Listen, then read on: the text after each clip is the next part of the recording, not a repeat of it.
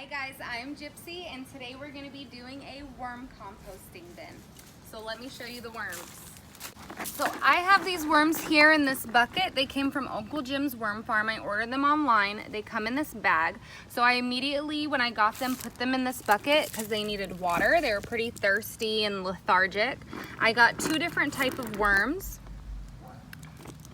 I have the night crawlers, which are the big fat juicy ones. They live deep in the soil. They're typically the ones you find in your garden. They're really good for aerating. They eat slowly.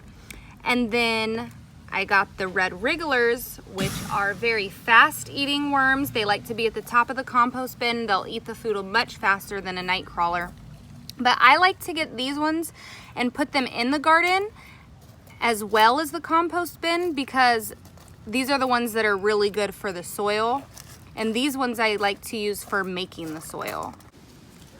So I'm not doing this with any rhyme or reason. I'm just digging them a hole just so they'll be in there. Hopefully they'll all survive. And they actually reproduce pretty quickly. And I think they're all bisexual.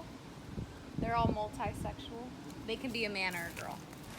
For the actual compost bin, I'm going to repurpose a recycling can that I have. You do not need something this large at all. Anything that's 5 gallons is going to be sufficient. You can easily make a lid out of a piece of plywood. All you have to do is drill holes in the top so that they can breathe and drill holes in the bottom so that you can collect the compost tea. So in order to make it really easy to get your compost tea, I like to set my bin on top of these cylinder blocks and let it drip into this clear 5-gallon bucket.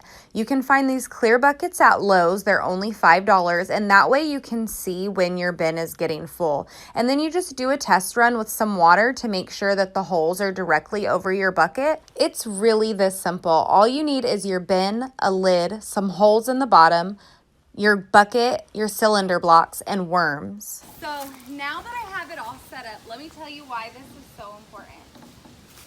This is the goal.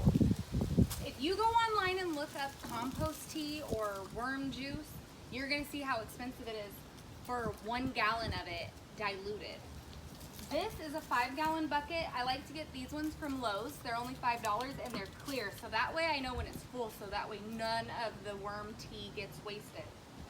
What compost tea is just all the juices. You're gonna water it. The worms like to stay wet. And also like their poop and their pee.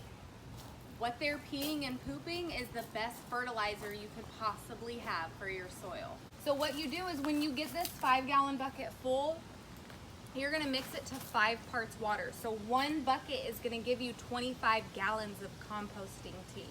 And that, you guys, is liquid gold. But anyway, I got this peat moss from actually Walmart for 10 bucks. I'm gonna put some on the bottom here to make sure that the worms have a base in the bottom of the bucket. It's pretty deep.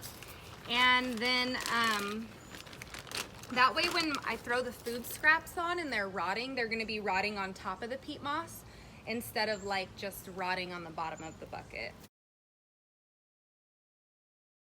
Alright, so in the worms go, I have food in here. You wanna have all of your organic matter from your garden. You wanna have like dry stuff, they can eat all that.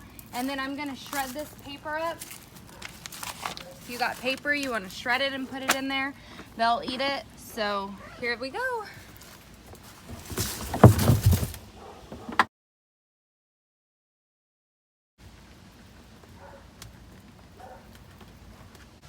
Thanks guys.